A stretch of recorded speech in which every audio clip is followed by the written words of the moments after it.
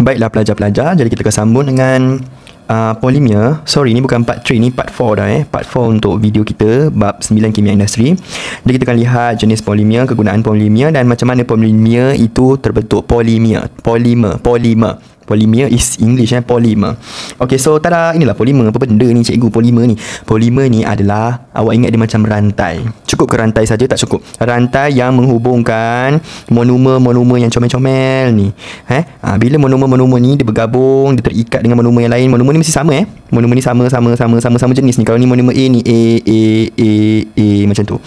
Ni A So bila monomer yang berulang-ulang kali digabungkan menjadi satu rantai, so itulah kita panggil polimer.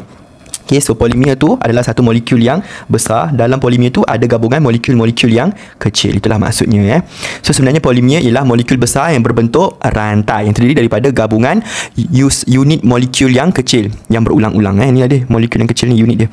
Okay, so contoh kat sini, contoh. So asid amino. So asid amino yang belajar waktu bab 3 tingkatan 2 nutrisi, kalau tak silap saya, awak belajar yang mana protein hasil pencernaan akhir. Hasil akhir pencernaan protein adalah asid amino, betul. So asid amino ni adalah molekul teringkas untuk bahan-bahan yang merupakan protein lah, makanan-makanan yang protein. Okay, so asid amino ni adalah sejenis monomer. So cikgu, monomer ni, adakah monomer ni dia ada satu atom? Macam atas ni kan awak tengok contoh dia kan. Adakah ni sebenarnya atom? Tidak. Bulat-bulat ni sebenarnya satu molekul kecil. Biasa sebut molekul adalah gabungan beberapa atom. Tapi dia molekul yang masih kecil. Maknanya gabungan atom-atom dia tu masih tak banyak. Okay, bila yang kecil-kecil digabungkan sekali, sebab itulah jadi satu molekul yang besar, kita panggil polimer. So awak kena ingat, ni bukan atom, ni molekul kecil. So bila kita kata monomer sama dengan atom, tidak. Monomer adalah molekul kecil. Tolong ingat tu. So asid amino adalah atom ke? Tidak. Asid amino adalah molekul yang kecil yang mudah diserap oleh salur darah kita di usus kecil. Dia masih boleh, walaupun dia bukan atom yang sekecil-kecilnya, tapi dia masih mudah diserap oleh badan. So sebenarnya asid amino datang daripada bentuk polimer lah kan. So pembentukan A ni kan, macam mana daripada asid amino menjadi polipeptida. Nampak polipeptida? Asid amino tu digabung-gabungkan menjadi satu bentuk rantai. Okay, so inilah kita panggil sebagai polimer. So nama polimer bagi asid amino adalah polipeptida. Dan polipeptida ni kalau digabungkan lagi dengan pelbagai polipeptida, dia akan membentuk protein pula. So sebenarnya protein ni pun polimer juga, tapi dia lagi complicated sikit struktur protein tu daripada polipeptida ni. Kiranya protein adalah gabungan polimer. Gabungan polimer polipeptida ni tadi. Macam tu complicated sikit. Okay, so proses daripada monomer menjadi polimer kita panggil sebagai pempolimeran. Itulah kita panggil pembentukan polimer, di mana kita gabung atau cantum monomer melalui pembentukan ikatan kimia. Okay, so ini dia. Yang menyambungkan monomer-monomer kita panggil ikatan kimia. Okay, berbeza-bezalah nama ikatan kimia tu. Okay, kalau contoh dekat polipeptida, nama dia ikatan peptida. Tak perlu hafal, saya just nak bagi awak faham je. Nama ikatan awak tak perlu hafal. Awak just tahu yang monomer ni bercantum monomer lain atau bergabung dengan monomer lain sebab ada ikatan di antara mereka. Okay, ikatan yang sah tiba. Alright. So kemudian kita tengok B pula. So B ni proses penyah polimeran. Maksud penyah atau apa? Kenyah kau dari sini kan. Kita belajar dalam bahasa Melayu kan. Nyah kau dari sini. Kau pergi kau dari sini. Pergi kau. Maksud dia apa? Nyah kau polimer. Maknanya kita tak nak jadikan dia polimer lagi lah kan. So daripada polimer jadi monomer. Itulah dia kan. So penyah polimeran ataupun pemecahan polimer, di mana ikatan antara monomer dengan monomer tu kita putuskan. Kan ni, ikatan-ikatan ni kita putuskan barulah dia jadi single balik. Macam tadi dia kahwin dengan ramai, lepas tu jadi single balik. Macam tu lah analogi dia. Okay, so molekul polimer berantai sorry tertinggal kesalahan ejaan, menjadi monomer balik. So kita panggil penyah polimeran. So macam mana cara kita nak jadikan dia monomer? Macam tadi kita putus dan pisahkan ikatan kimia tadi. Okay, so kemudian kita tengok klasifikasi polimer. So polimer ada dua jenis. Okay, polimer semula jadi dan polimer sintetik. Okay, nama pun polimer semula jadi maknanya dia wujud dah ada kat dunia ni secara semula jadi. So bila sebut semula jadi, siapa yang hasilkan? Of course lah benda hidup, organisma. Okay, organisma selalunya dihasilkan oleh organisma lah. Okay, ada juga polimer-polimer yang dihasilkan oleh tanah bumi kita sendiri. So selalunya dalam silibus awak kita tekankan polimer yang semula jadi itu terhasil daripada organisma. Contoh dia kanji. Macam kanji kan, siapa yang hasilkan kanji? Masih ingat lagi? Kanji siapa yang buat? Ya, tumbuhan. Tumbuhan kan dia adalah penghasil makanan sendiri. Jadi dia menghasilkan glukosa banyak-banyak melalui proses fotosintesis. Kemudian dia simpan glukosa berlebihan tu dalam bentuk kanji dekat dalam sel-sel dia orang. Betul? Saya harap awak masih ingat lagi lah. So monomer bagi kanji adalah glukosa. Maknanya glukosa adalah unit paling kecil untuk kanji tu. Glukosa gabung dengan glukosa lain, barulah dia jadi bentuk kanji yang kompleks lah, polimer. Kemudian protein tadi asid amino, getah asli. So getah asli yang awak toleh daripada pokok getah tu, itu pun adalah satu polimer. Kita panggil monomer dia adalah isoprena. Okay, isoprena. Okay, so apakah nama polimer bagi isoprena? Polyisoprena lah. Awak tambah poli je. Nak jadikan dia polimer, awak ambil poli ni, mir ni awak buang, kan. Mir tu dah tak boleh pakai, so awak tambah je nama dia isoprena. Okey, banyak nama polimer kita bentukkan ni, cara dia macam tu. Kita namakan polimer dengan cara kita tambah poli dekat depan monomer dia. Ada juga yang tak Alright, so contoh polimer sintetik. Saya boleh sebut sintetik maknanya buatan manusia lah, of course. Gunakan apa? Guna bahan kimia lah, macam-macam cara. Bahan kimia A campur bahan kimia B ke, ataupun A dipanaskan dengan B ke, ataupun A dengan tekanan begini-begini, lepas kemudian dicampurkan dengan gini-gini. Ada macam-macam cara lah nak buat polimer sintetik ni. Okay, tapi awak tak perlu tahu. Jadi kalau awak nak tahu, itu extra knowledge untuk awak. Awak boleh discover benda tu, awak boleh cari sendiri. So untuk polimer polyethena, dia punya monomernya adalah ethena. Okay, nampak tak? Nama polimer dia tambah poli depan, nama monomer dia yang belakang tu ethana. Ethana ke? Saya rasa ethena. Saya double check jap. Ethena, ya Allah, Masya Allah, sorry. Ethena Ethana tu lain So apa fungsi polyethena ni? Inilah yang awak selalu guna plastik, botol plastik, beg plastik, baldi. Awak tahu tak kad pemegang kad yang awak guna untuk scan touch and go, yang mak awak guna untuk scan touch and go dekat tol tu, itu pun plastik. Kan, even kita punya frame cermin mata kita ni pun plastik, bingkai cermin mata ni pun plastik. Tapi plastik ni ada macam-macam jenis lah, tapi yang paling kerap digunakan adalah polyethena. Kemudian kita ada polystyrena. Dia punya monomer adalah styrena. Perspex ni pun popular dah kalau nak buat perabot. Okay, perspex dia macam ala-ala plastik juga, tapi dia sangat kuat. Dan selalunya dia bercorak-corak lawa. Okay, selalunya ke almari lah kita guna ni untuk membuat cermin pesawat, tingkap kenderaan. Perspex, kita buat tingkap kenderaan. Apa fungsi perspex ni? Dia tak mudah pecah. Kalau dia pecah pun dia tak mudah merekah. Macam tu. Tak silap saya, perspex ni kita guna untuk tingkap belah tepi. Selalu tingkap depan, tingkap belakang saya rasa kaca. Okay, dia orang lebih mudah pecah lah. Okay, lagi-lagi tingkap belakang. Kalau tingkap depan tak berapa sangat. Okay, adalah bahan-bahan dia So sebab tu kalau awak tengok tingkap belah kiri kanan pintu, tingkap tepi tu dia macam plastik. Yang sebenarnya dia buat pada perspex lah. Okay, nama monomer adalah methyl metacrylate. Ni kena hafal sikit lah. Okay, dia bukannya tiba-tiba jadi spec aja, tidak kan. Sebab nama perspex tu sendiri tak ada nama poli. So awak kena hafal lah, nak tak nak. Kemudian kita juga wujudkan getah sintetik. Manusia pun buat getah sintetik. Sebab apa? Sebab getah asli datang sebelum jadi daripada pokok getah. So maknanya perlukan tanah yang lebih besar untuk tanam pokok getah, buat peladangan pokok getah kan. So benda tu perlukan kos. Jadi manusia fikirkanlah, satu manusia macam kita bukan manusia pula, saintis fikirkan cara lain untuk kita menggantikan getah asli itu dengan menggunakan getah sintetik. Dan banyak juga hasil-hasil teknologi telah menghasilkan getah sintetik yang sifatnya lebih baik daripada getah asli. Okay. So nama monomer getah sintetik ni salah satu contoh nama monomer dia. Sebenarnya ada banyak. Okay, tapi dalam silibus awak ni awak just ingat monomer getah sintetik adalah neoprena. Ni yang paling basic lah, neoprena. Awak ingat new getah yang barulah, getah yang bukan daripada pokok getah macam tu. Alright, so tadi kita dah belajar pembentukan polimer, macam mana polimer itu terbentuk dalam gabungan molekul-molekul kecil kita panggil monomer tadi kan. So untuk silibus awak ni kita akan belajar pembentukan polimer dari proses yang kita panggil pempolimeran penambahan. Okay, sebenarnya ada lagi pembentukan polimer yang lain, tapi dalam silibus awak kita hanya belajar pempolimeran penambahan. Maknanya kita buat polimer dengan cara kita tambahkan monomer, tambah macam gitu saja. So macam mana cara tambah monomer jenis yang sama? Jenis yang sama adalah contoh. Okay, so kat sini saya nak bagi awak extra knowledge, sebab benda ni pun awak akan belajar dekat 5. So C ni apa? Karbon kan. So ada berapa banyak elektron kat karbon ni? Semua awak dah belajar waktu buat unsur dan bahan. So saya cuba nak kaitkan. So kita tak tahu soalan pada masa akan datang betapa complicatednya soalan itu, kita tak tahu Okay, so karbon ada 6 elektron. So macam mana susunan elektron dia? 2, 4. So kita tengok dia punya elektron dekat petala terakhir, kat petala paling luar dia adalah 4, hujung sekali ni 4 kan. So maknanya dia perlukan lagi 4 untuk capai oktet untuk capai 8. Betul tak? Ingat bila dah petala kedua, ketiga, keempat, kita dah tak boleh nak capai duplet dah, kita kena oktet. Okay, duplet hanya petala pertama saja Okay, so maknanya satu karbon boleh ada 4 ikatan yang lain. Dia ada 4 kosong. Karbon ni dia boleh kahwin dengan lagi 4 molekul atau lagi 4 atom macam tu. Okey, cuba awak tengok ni. Ini dalam buku teks awak jangan awak ingat tak ada Okey, cuba awak tengok karbon satu yang saya tulis merah, satu merah.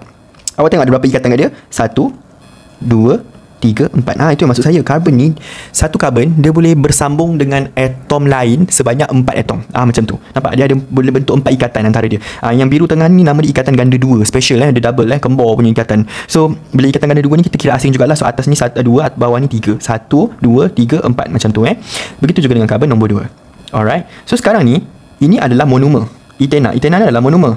Kan, dia juga dikenali sebagai hidrokarbon tidak tepu. Okey, apa yang faham dengan tidak tepu?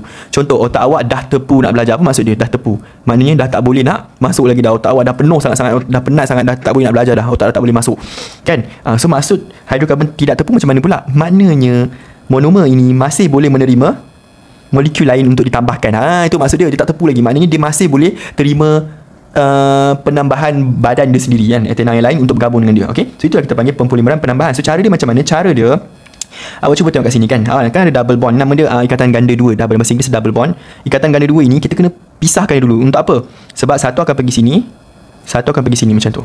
Okay ni kan. So bila nak jadi nak bentuk polimer polietena pula. Tadi kan etena. Sekarang nak jadikan polietena, caranya adalah kita kena ikatan ganda dua tadi jadikan dia satu, kemudian kita buat ikatan baru dekat belah kiri dengan kanan karbon ni tadi macam tu. Awak bukakan dia macam buka. Macam tu. So bila awak buka ni, awak bagi peluang dekat atom lain untuk bergabung dekat sini. Awak bagi peluang dekat molekul, bukan atom molekul etena yang lain untuk bergabung dekat A dan untuk bergabung dengan B macam tu. So dia akan tambah jadilah polietena. Okay, etena yang banyak digabungkan menjadi satu rantai, so kita panggil dia polietena. Faham kan? So awak tak perlulah nak lukis CH ni semua berpuluh kali. Awak nak buktikan kepada pemeriksa yang, atau awak nak buktikan kepada saya, cikgu awak yang cikgu saya dah berjaya dah buat polimer, apa orang kata formula kimia polimer. Tak perlu. Dan untuk dalam sains ni kita hanya buat kurungan sebelahnya awak tulis N. N ni maknanya bilangan monomer yang digabungkan untuk jadi satu polimer tu. Okey. Inilah cara tulis dia. Faham? So awak hilangkan dulu ganda dua dia tadi, ikatan ganda dua. Lepas tu ikatan ganda dua tu tadi awak buatkan satu ikatan baru, ikatan tunggal baru dekat kiri dan kanan karbon. Karbon satu dan karbon dua tadi. Macam tu macam ni je cara dia. So nama dia apa? Poli, tambah poli ke depan, polietena macam tu. Okey, ni awak kena lukis dalam nota saya kalau saya tak silap. So awak kena tengoklah ni saya nak terangkan lagi. So macam ni lah. Saya cakap tadi, yang bulat-bulat tadi tu, itu bukan atom, itu adalah molekul. Macam ni, awak tengok ni. Molekul etena, nampak ni, kita anggap satu molekul etena ni satu bulatan macam tu. Kita anggap dia satu monomer. Kemudian monomer ni digabungkan dengan ikatan yang kat tengah ni kan, ikatan ni. So bila dia jadi macam ni, jadi bentuk rantai macam ni, barulah kita panggil dia sebagai polimer. Alright. So itu saja, kita akan sambungkan bahagian 2 untuk 9.3. Okey, so kita teruskan dengan bahagian seterusnya. Jadi sebelum kita masuk subtopik getah asli, jadi saya nak terangkan lebih detail lagi kat sini. Sekarang saya cakap tadi karbon perlukan, bukan saya cakap dalam video sebelum ni, karbon perlukan boleh bergabung dengannya adalah 4 ikatan. 4 ikatan boleh digabungkan dengan satu karbon kan. So bila tadi kan ni kan ikatan ganda 2 kat tengah ni, betul? Ni ikatan ganda 2 tadi. Kan. So walaupun dia jadi ikatan satu kat sini, tapi kita tambahkan ikatan yang baru dekat belah sini, betul? Dekat belah sini kita tambah yang baru. Jadi dia tetap boleh gabung dengan 4 ikatan. Nampak? Satu, ni karbon 1, 1, 2, 3, 4 macam tu. Kemudian ni karbon 2 pula kan, saya buat warna lain. Karbon 2, 1, 2, 3, 4. Ada 4 ikatan. So tetaplah karbon itu mempunyai 4 ikatan, barulah dia stabil. So dengan kaedah pempolimeran penambahan ini, kita masih boleh menghasilkan polimer yang stabil. Okey, itu saja. Alright, so kita masuk terus untuk latex, tindakan asid dan alkali terhadap latex, dan kemudian pemvulkan getah asli. Okay, so macam mana datangnya susu getah asli ni? Daripada pokok getah lah, kita tori peduri getah, ada tori. Daripada diorang lah kita dapat bahan mentah getah itu ya. So sebenarnya latex ni adalah satu polimer. Nanti kita terangkan lagi berkaitan dengan dia punya struktur polimer itu. So macam mana struktur latex yang ada dalam buku teks awak? So saya harap awak boleh lukis benda ni. So cara nak lukis dia senang saja. Mula-mula awak buat satu bulatan. Kenapa dia tak keluar ya? Okay, awak buat satu bulatan kan. Lepas tu awak buat satu simpulan dalam ni. Okay, awak buat je bulat macam ni, bulat. Mula-mula awak buat keliling macam ni, betul, awak serabutkan dia sikit, serabutkan macam ni, bulat. Kalau boleh masih nampak lah bulat-bulat tu. Macam tu lebih kurang. Ataupun tak adalah serabut macam tu pun tak apa, macam ni pun okey. Jadi macam bulat-bulat lah, macam tu kan, nampak lah dia macam berbelit-belit. So lepas tu tak habis lagi. Lepas tu awak buat macam struktur air kan, air kan macam ni kan. Buatlah struktur air macam tu. Kemudian apa lagi kena buat adalah getah ni secara semula jadinya dia ada charge negatif dekat permukaan yang purple ni. Jadi kita tahu apa permukaan purple ni sebenarnya. So saya harap awak boleh lukis benda ni, dan nota pun kena lukis benda ni, struktur latex. Okay, so sebenarnya warna purple ni apa? Okay, warna purple ni adalah membran protein. Membran protein. Sebab tu nama dia susu getah. Susu sebab ada protein sebenarnya dalam susu getah tu. Okay, kemudian ini adalah polimer getah asli. Sebenarnya benda yang the real things yang kita nak dalam latex ni adalah yang dalam membran protein ni. Gitu. Okey, macam tu. So ini adalah air So latex asalnya dalam bentuk cecair, barulah dia senang keluar daripada pokok kan. Kalau dia dalam bentuk pepejal, macam mana pula nak kena tarah batang tu ke?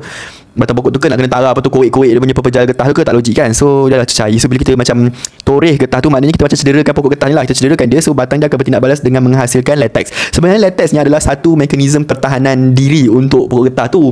Contoh macam kalau ada haiwan ke kan, dia macam nak rosakkan pokok tu ke, atau macam apa, awak tahu kan memerang. Macam memerang kan banyak yang boleh apa, menebang pokok dengan gigi dia kan, memerang besar tu kan. Beaver tak silap saya bahasa Inggeris dia.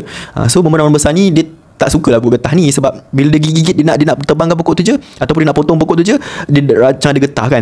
So sebenarnya getah ni adalah satu pertahanan diri untuk pokok getah sebenarnya, susu getah asli ni. Jadi untuk manusia pula dia sangat berguna. Banyak bahan yang diperbuat daripada getah asli. Sebab apa? Sebab sifat dia. Sifat dia ni kita nak masukkan. Sifat dia yang kenyal. Awak pernah tengok gelang getah kat rumah awak tu kan, gelang getah yang biasa orang guna untuk ikat lauk, ikat plastik kan. Awak tahu macam mana sifat kenyal dia membantu kita untuk mengikat barang kan. Maksud kenyal ni apa? Maksud dia kalau kita regangkan, dia akan kembali kepada bentuk asal. Kalau kita mampatkan dia pun, dia akan kembali kepada bentuk asal. Jadi getah asli dia ada sifat dia macam tu. Dan satu lagi, dia lembut. Kalau awak pernah tengok susu getah, dia lembut. Kemudian dia masih tak tahan haba. Dia mudah bertindak balas dengan asid. Dia adalah penebat haba dan elektrik yang baik. Yes, ini satu kebaikan lah. Kemudian kurang terlap udara dan kalis air mudah teroksida. Apa maksud kurang terlap udara? Maksudnya dia masih dalam latex ni, dia masih ada macam rongga-rongga yang membenarkan udara boleh masuk. Dia tak adalah macam terlalu kedap udara. Bukan kedap udara, kalau dia tidak terlap udara. Kalau tidak terlap udara, maksud dia memang tak benarkan sedikit udara pun masuk dalam latex tu. Tapi untuk getah asli yang belum ada apa-apa modifikasi, belum ada apa-apa modification ataupun apa-apa inovasi untuk berubah dia, ini yang fresh fresh dari getah tu, sifat dia kurang terlap udara. Kalis air, yes, kalau kena air hujan pun, air hujan tu tak bercampur dengan getah tu kan. Okeylah, pokok getah kan biasalah pokok getah terdedah dengan air hujan tu tak. Jadi air hujan tu tak merosakkan kualiti getah lah, susu getah tu. Dan dia juga mudah teroksida. Sebab tu lah kalau awak tengok susu getah ni dia busuk, bukan setakat dia mudah teroksida, dia juga mudah dimasuki bakteria. Bakteria suka sebenarnya susu latex ni. Nanti tu terangkan apa kesan tindakan bakteria tu terhadap susu getah. Okey. So kita tengok kat sini kan, so pokok getah kan dia susu kan, maknanya dia cecair. So kalau macam penuri-penuri getah nak kumpulkan dia dalam satu bekas yang besar untuk bawa cecair, awak rasa macam susah, betul tak? Dah lah cecair. Lepas tu kalau bawa dalam bekas yang besar macam mana kan, nanti dia senang tumpah, betul tak? Penuri getah ni daripada dalam ladang getah tu dia nak kena berjalan, betul, baru dia pergi dekat motor dia ke atau dekat kenderaan yang dibawa untuk pergi ke ladang tu, barulah dia boleh masukkan getah-getah yang dikumpul tu dekat dalam motor dia. Lepas tu dia bawa pergi ke pusat pengumpulan getah kan. Tapi kalau dia dalam bentuk cecair, benda tu agak menyusahkan penuri getah tu lah kan, sebab cecair senang tumpah sifat dia. So jadi kita tukarkan jadi bentuk pepejal. So macam mana nak jadikan dia pepejal? Jadi kita belajar, iaitu dengan cara menambahkan asid. So apa kelebihan bila dia dalam bentuk pepejal getah ni? Tak senang tumpah dan mudah dikumpulkan. So bila dalam bekas tu kan, kalau dia bentuk pepejal, senang je awak ambil dia ni, awak ketuk-ketuk sikit masuk dalam bekas ni, dia dah turun dah, sebab dia pepejal, senang turun kan. Ataupun kita just ambil dia, kita korek dia tepi ni. Orang kata macam kalau kita skop pun senang, macam skop benda-benda pepejal lah. Contoh dia macam apa macam awak nak skop aiskrim kan. Aiskrim kan dia bukanlah cecair sangat, dia macam agak separa pepejal. Bila dia kat suhu bilik baru dia cair kan. Senang nak skop lah, senang cerita bila dalam bentuk pepejal ni. Lepas tu senang juga dikumpulkan. So cara dia macam mana kita tambahkan asid? Asid ni kita boleh tambah atau kita boleh juga biarkan dia beberapa hari. So apa jadi bila asid campuran latex? Akan berlakunya gumpalan latex. Gumpalan latex ni yang saya cakap pepejal tadi. Okay, alright. So contoh asid yang kita boleh tambahkan sendiri adalah asid etanoik. Asid etanoik ni memang banyak dalam cuka selalunya. Tak silap saya ada juga jual kat kedai hardware asid yang memang khas untuk gumpalkan getah, susu getah. Ataupun kita juga, kalau untuk asid etanoik ni untuk tindakan yang cepat lah, awak tambah asid lagi cepatlah dia menggumpal. Tapi awak juga boleh biarkan dia beberapa hari supaya bakteria yang datang, bakteria sendiri yang menggumpalkan dia. Sebab apa? Sebab bakteria juga menghasilkan asid. Bakteria tu dia berfermentasi, autofermentasi, dia terperam. Bakteria tu bila dia berperam dalam susu getah tu, dia menghasilkan satu asid, dan asid tu juga boleh menggumpalkan getah tersebut. Okay, maknanya ini adalah satu tindak balas yang semula jadilah. Okay, so kenapa boleh jadi macam tu? Macam mana bila tambah asid boleh menggumpalkan latex kan? So sebab asid etanoik, okay, atau apa-apa asid yang sesuai, dia kaya dengan, memang dia banyak sangat dengan ion hidrogen. So apa fungsi ion hidrogen? Dia adalah ion positif, ion yang bercas positif. Okay, so kan tadi kita dah lukis struktur latex. So secara semula jadi latex ni memang dia punya permukaan membran protein dia tadi warna biru ni tadi, memang secara semula jadi ni dah ada charge negatif. Okay, so bila dia ada charge negatif, dulu awak belajar masa tingkatan 2 juga, elektrostatik kan. So bila negatif dengan negatif, apa dia jadi? Dia akan saling menolak antara satu sama lain. Maknanya molekul latex ni dia takkan pernah berlanggar antara satu sama lain kalau kita secara semula jadinya. Secara semula jadinya kan, dia takkan berlanggar pun, dia akan saling menolak. So bila saling menolak, itu yang menyebabkan getah asli ni dia berada dalam bentuk cecair. Macam tu kan, dalam bentuk cecair. Sebab tak ada penggumpalan getah. Polimer getah ni tak keluar lagi daripada protein, membran protein ni. So itulah yang berlaku bila kita tambah asid. Nampak ni asid kan, bila kita tambah asid dalam latex tu, kita menyumbangkan banyak ion hidrogen ataupun ion bercas positif kan. So untuk bawah-bawah ni saya akan lukis ion charge positif tu sebagai plus bulat saja So bila saya buat plus bulat warna purple ni, awak faham lah itu sebenarnya ion hidrogen yang bercharge positif. So semua ion hidrogen ni dia akan attack yang negatif-negatif ni. Sebab apa? Sebab positif dengan negatif saling tertarik kan. So dia akan pergi dekat membran plasma ni, dia akan attack negatif-negatif, charge negatif kat permukaan tu. So menyebabkan jadi macam ni, nampak ni. Nampak tak? Semua negatif ni dah ada pasangan baru, dia ada charge positif. So bila situasi ini berlaku, so akan berlakunya peneutralan. Maknanya ion hidrogen tadi meneutralkan charge negatif dekat permukaan membran protein tadi. So bila jadi macam tu, permukaan protein dah tak jadi bercharge negatif dah lah. So menyebabkan jadi neutral. So bila neutral, maknanya dah tak ada charge dah. Tak ada charge dah antara diorang. Bila jadi neutral, diorang sebenarnya dah tak ada charge kan. Saya bukan malas, saya tak mampu lah nak padam semua kan. Tapi macam tu lah. Bila dah tak ada charge, awak kena ingat, dia ni berada dalam apa ni? Air. Dia kan susu getah, dia dalam cecair kan. So apa sifat air? Dia mengalir, betul. So bila mengalir, maknanya sebenarnya molekul latex ni dia bergerak-gerak. So bila dia bergerak, charge dia pun dah tak ada, menyebabkan dia bergerak tu secara lebih bebas lah. Menyebabkan dia orang akan berlanggar, dum berlanggar satu sama lain kan. Ini semua pun dah tak ada charge dah. Charge ni pun dah hilang kan. Tadi dah neutralkan oleh ion hidrogen, semua dah hilang. So dia orang akan berlanggar antara satu sama lain, berlanggar molekul getah ni dia akan berlanggar macam tu, berlanggar. Bila berlanggar lama-lama dia punya membran protein ni bukannya kuat sangat. Dia boleh terkoyak, dia boleh pecah. So bila pecah, polimer ni yang purple ni kan, polimer getah ni tadi dia kata keluar. Kan bila polimer getah jumpa polimer getah yang lain, dia akan bersatu, bergabung, meletup. Dia akan bergumpal antara mereka. Nampak ni? Ini saja dah ada 4 molekul. 1 2 3 4 kan. 1 2 3 4. Lepas tu awak bayangkan keseluruhan molekul getah itu pecah dan semua getah itu bergumpal. Jadilah satu gumpalan yang sangat besar. Sebab itulah daripada cecair tadi boleh jadi pepecah latex. So pepecah latex lah kita panggil gumpalan latex. So maknanya dah tak ada air lah. Air dia pun dah tak ada. Okay. So saya ada soalan untuk awak. Adakah gumpalan latex dapat dikembalikan kepada bentuk asalnya? Jawapannya tak. Kalau latex tu dah digumpalkan, dah terlambat dah untuk kita jadikan dia cecair balik. So cikgu bila nak jadikan cecair balik? Sebelum dia jadi gumpalan lah. Maknanya bila susu tu dah banyak keluar dalam bekas tu, awak kena cepat-cepat tambahkan apa? Alkali pula. Tadi asid kan, sekarang alkali. So tadi daripada cecair nak ke pepejal, kita guna asid. So sekarang bila kita nak terbalikkan dia, cecair kepada pepejal, kita guna asid. So kalau nak terbalikkan dia, kita gunalah alkali. Sebab sifat alkali dengan asid ni kan berlawanan antara satu sama lain. So apa jadi kalau masih nak kekalkan latex dalam bentuk cecair? Ada keadaan kita nak gunakan latex yang cecair, bukan latex yang pepejal. Jadi kita kena bertindak sebelum terlambat. Maknanya sebelum latex tu berkumpul. So caranya adalah, nampak ni ini keadaan latex semula jadi. Sebab apa? Kenapa? Cikgu, kenapa latex ni dia dah ada positif? Macam saya kata tadi, kalau kita tambah asid pun still akan ada asid daripada bakteria. Still akan ada asid daripada bakteria. Kan, sebab itu adalah memang fenomena semula jadilah. Okey. So bila jadi macam tu, kita nak menghalang ion hidrogen daripada bakteria ni tadi menggumpalkan susu tu, jadi kita tambahkan alkali. So kenapa jadi macam tu? Sebab alkali banyak ion negatif. Yang bercharge negatif kita panggil ion hidroksida. Ion hidroksida ni dia bercharge negatif. So saya buat negatif, buat bulatan dalam warna hijau aja boleh Alright, so nampak ni. So secara semula jadinya negatif ni tadi memang dah ada kat membran protein getah ni tadi. Betul tak? So sekarang kita tambahkan lagi negatif, tambahkan lagi kawan dia. Maknanya dia akan menguatkan lagi sifat negatif kat membran plasma tu lah. Charge negatif tu akan makin kuat. So charge positif tadi pun dah tak ada dah. Ion hidrogen daripada asid bakteria tadi pun dah hilang. Kan? So bila tak ada ion hidrogen, maknanya pergumpalan tak boleh berlaku lah. Sebab itulah kita boleh kekalkan dalam bentuk cecair. Nampak ni masih ada air Awak kena tengok perbezaan lukisan saya buat. Ni masih ada air. Tadi waktu bergumpal dah tak ada air. Nampak mana ada air? Saya tak lukis pada air kan. Nampak? Bila kat bawah ni dah tak ada air dah. Mana ada tak ada air? So awak kena hati-hatilah mana tahu soalan suruh ke apa? Lukis. Okay. So kita akan sambung dengan pembukaan getah pada next video.